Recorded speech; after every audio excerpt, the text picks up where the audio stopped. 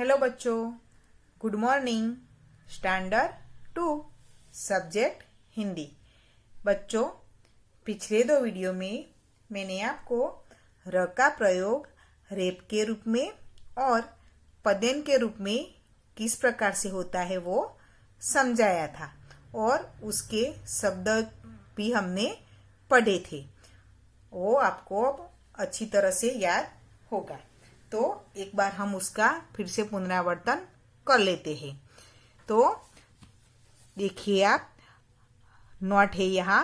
तो र जब व्यंजन के रूप में होता है तो रेप के रूप में प्रयोग होता है, यानी र यानी कि वो स्वर रहित होता है, यानी कि आधा व्यंजन के रूप में होता है।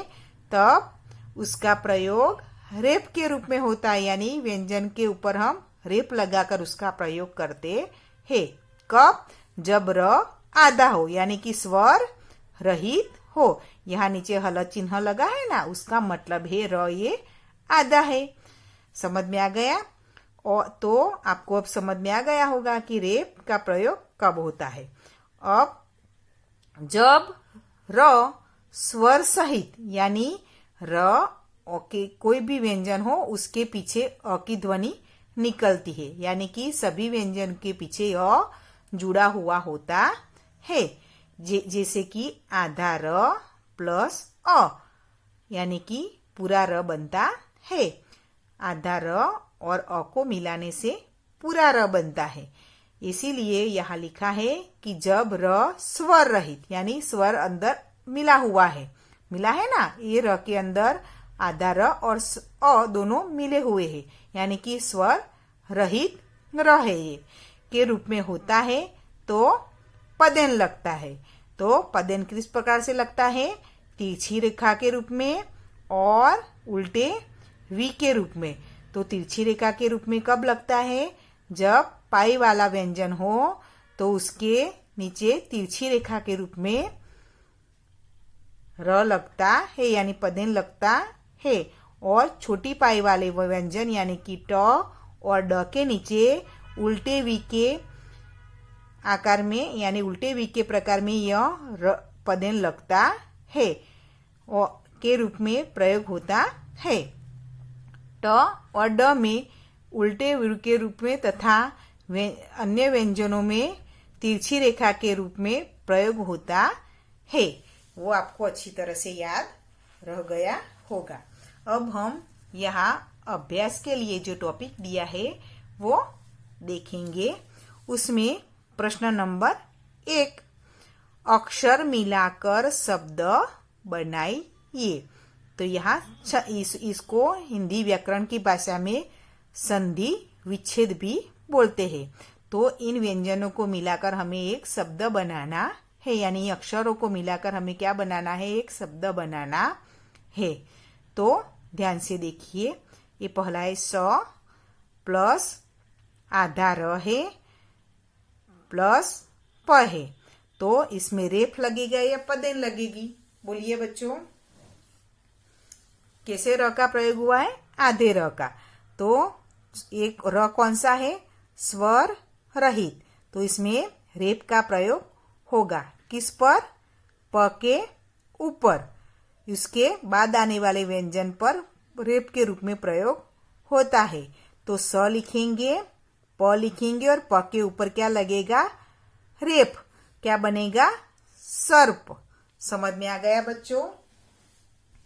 अब दूसरा है आधा प प्लस र प्लस अण के पीछे आ की मात्रा और म। आपको यह देखना है, ये र पूरा दिया है, यानी कि स्वर सहित है। इसके नीचे हल चिन्ह लगा हुआ है? नहीं लगा हुआ, यानी कि यह र पूरा है। और उसके आगे वाला व्यंजन यानी कि प, वो स्वर रहित है। तो हमें इस शब्द में किसका प्रयोग होगा? पदेन का। पदेन का प्रयोग कहाँ होगा? पाई वाला व्यंजन ये है, उसके आगे वाला व्यंजन है जो स्वर रहित, कौन सा है? प। तो प के पाई, यानी यहाँ हमें पदेन के रूप में र का प्रयोग करना है। तो इन अक्षरों को मिलाकर कौन सा शब्द बनेगा? प के नीचे यहाँ तिरछी रेखा यानी कि पदेन लगाना है, प्रणाम। समझ में आ गया? ए वाला र है वो कहाँ चला गया? यहाँ पदेन के रूप में। यहाँ पहला वाला शब्द है उसमें ए आधा र है वो रेप के रूप में प के ऊपर चला गया। समझ में आ गया बच्चों? अब उसी प्रकार से ए तीसरा है आधा ड फिर प्लस र प्लस म। यहाँ भी देखिए र पूरा है तो इसमें भी पदेन लगेगा। और ये छोटी पाई वाला व्यंजन है, ड छोटी पाई वाला व्यंजन है ना, तो ए र कहाँ चला जाएगा? ड के नीचे। कहाँ? ड के नीचे। लेकिन तिरछी रेखा के रूप में हमें नहीं लिखना। किस तरह से लिखेंगे हम? उल्टे वी की तरह। तो यहाँ ड लिखेंगे और ये वाला र है उल्टे वी के आकार में पदेन के रूप में हम लिखेंगे और म, तो उसका उच्चारण होगा ड्र म। इन शब्दों को अक्षरों को मिलाकर कौन सा शब्द बना? ड्र म। फिर से हम दूसरा वाला है वो देखेंगे आधा प प्लस र प्लस थ प्लस म। यहाँ भी देखिए र पूरा है तो इसमें भी पदेन के रूप में र का प्रयोग होगा। तो उसके आगे वाला जो स्वर रहित व्यंजन है उसमें पदेन के रूप में उसका प्रयोग करेंगे। तो पहला हम लिखेंगे प, लिखा। उसके बाद ए र है उसका प्रयोग हम इसे तिरछी रेखा के पदेन के रूप में किया, प्र, फिर थ आया और म, प्रथम। समझ में आ गया? उसके बाद देखिए ए कौन सा है? र आधा यानी कि स्वर रहित। तो इसमें किसका प्रयोग होगा? रेप का, क्योंकि जब भी स्वर रहित र का प्रयोग हो तो रेप के रूप में लिखते हैं। तो पहला है पा, तो हमने पा लिखा और र के बाद कौन सा व्यंजन है? क, तो एक क के ऊपर रेप के रूप में र आ जाएगा तो क लिखेंगे और उसके बाद रेप के रूप में हमने यहाँ र को लगाया है तो बन गया पार क। क्या बना? पार क।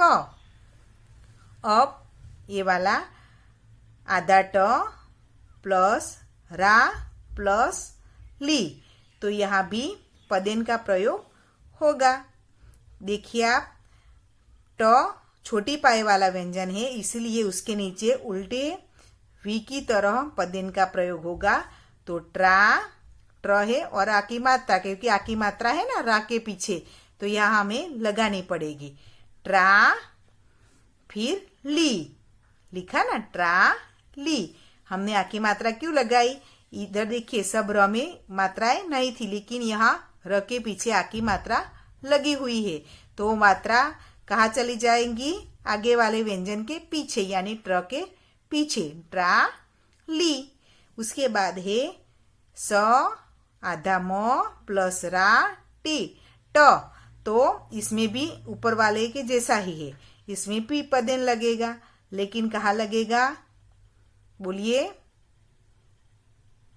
म के, ये पदेन वाला शब्द है तो ये रा है, र के पीछे क्या लगा है? आ की मात्रा। तो उसके आगे वाला व्यंजन कौन सा है? स्वर रहित व्यंजन म है। तो पहला हम लिखेंगे स, फिर म और उसके बाद ये र है, र का प्रयोग हम म के पदेन के पास तिरछी रेखा के रूप में करेंगे और ये आ की मात्रा है वो माँ के बाद लगा देंगे और आखिरी अक्षर कौन सा है? ट, सम्राट। समझ में आया? उसके बाद है लास्ट वाला स के नीचे बड़े ऊ की मात्रा है प्लस कौन सा है? र आधा यानी स्वर रहित प्लस य, तो सु, फिर यहाँ य के ऊपर रेप के रूप में र का प्रयोग होगा क्योंकि र आधा है तो सु, य और य के ऊपर रेप के रूप में उसका प्रयोग होगा, सूर्य, सूर्य। समझ में आ गया बच्चों? आपको इन अक्षरों को मिलाकर शब्द किस प्रकार से बनाने हैं वो अब समझ में आ गया होगा। एक बार हम इन शब्दों को दोहरा लेते हैं। देखिए, स प्लस आधा र प्लस प, सर्प। फिर प प्लस र प्लस अणा प्लस म, प्रणाम। ड प्लस र प्लस म, ड्रम। प प्लस र प्लस थ प्लस म, प्रथम। पा प्लस र प्लस क, पार्क। ट प्लस रा प्लस ली, ट्राली। स प्लस म प्लस रा प्लस ट, सम्राट। सु प्लस र प्लस य, सूर्य। वैसे तो आपको समझ में आ गया होगा, जो हलक चिन्ह लगा है वो सभी व्यंजन आधे हैं, यानी कि स्वर रहित है। यानी कि जो र स्वर रहित हो उसके ऊपर रेप लगता है, और जो र स्वर सहित हो उसके नीचे पदेन के रूप में वो लिखा जाता है। अब हम प्रश्न नंबर 2 है वो देखेंगे। दिए गए शब्दों के रेप और पदेन का सही प्रयोग कीजिए। यानी जो शब्द नीचे दिए हैं आपकी किताब में, आप देखिए, उसमें आपको क्या करना है, उसमें रेप और पदेन के रूप में र का प्रयोग हमें करना है। तो अब आपको अच्छी तरह से समझ में आ गया होगा कि रेप का प्रयोग कब करना है और पदेन का प्रयोग कब करना है। तो पहला शब्द है, उसमें प के ऊपर रेप के रूप में र का प्रयोग होगा, तो शब्द बनेगा दर्पण। दूसरा है, उसमें ट के नीचे आपको उल्टे वी की तरह पदेन के रूप में र का प्रयोग करना है, ट्राली। उसके बाद नम, बोलो न, फिर म के ऊपर रेप के रूप में नर्म। समझ में आ गया। उसके बाद कर्म, म के ऊपर रेप के रूप में प्रयोग करना है। उसके बाद ये पदेन ब है, उसके नीचे पदेन के रूप में र का प्रयोग करना है, ब्रश। इसमें ड है वो छोटी पाई वाला व्यंजन है, तो उल्टे वी के प्रकार से हमें पदेन के रूप में र का प्रयोग करना है, ड्रम। उसमें भी पदेन लगेगा, ग्राम। इसमें भी पदेन लगेगा, प्रकाश। उसमें भी पदेन लगेगा, ट्रक। इसमें रेफ लगेगा, बर्तन। इसमें पदेन लगेगा, आक्रमण। इसमें भी पदेन लगेगा, मद्रास। इसमें रेफ लगेगा, पर्वत। इसमें पदेन लगेगा, ड्रामा। इसमें रेफ लगेगा, सर्प। समझ में आ गया। इसमें पहला वाला है, उसमें प के ऊपर रेप, इसमें ट्र के नीचे पदेन, म के ऊपर रेप के रूप में, इसमें भी म के ऊपर रेप के रूप में, ब के नीचे पदेन के रूप में, ड के नीचे पदेन के रूप में, ग के नीचे पदेन के रूप में, प के नीचे पदेन के रूप में, ट के नीचे पदेन के रूप में, और त के नीचे रेप के रूप में। फिर क के नीचे, बोलिए ये क्या है? हाँ, वेरी गुड। इसको क्या बोलते हैं? हाँ, समझ में अब आ गया ना आपको, पदेन के रूप में, क्योंकि ये पैर में लगा हुआ है। फिर ये पदेन के रूप में, ये रेप के रूप में, ये पदेन के रूप में, और ये रेप के रूप में। समझ में आ गया। पहला है दर्पण, ड्रम, आक्रमण, ट्राली, ग्राम, मद्रास, नर्म, प्रकाश। फिर पर्वत, कर्म, ट्रक, ड्रामा, ब्रश, बर्तन और सर्प। बच्चों, मैं इस पेज का PDF करके आपको भेजूंगी, तो आपको अपनी किताब में ये पूरा लिखना है, और आगे वाला जो पदेन का पॉइंट है वो भी आपको अपनी नोटबुक में वो लिखना है, और ये वाले शब्द भी आपकी अपनी नोटबुक में लिखने हैं। आपको अब र का प्रयोग रेफ और पदेन के रूप में किस प्रकार से होता है वो समझ में आ गया होगा। अब हम दूसरे वीडियो में मिलेंगे। गुड बाय बच्चों।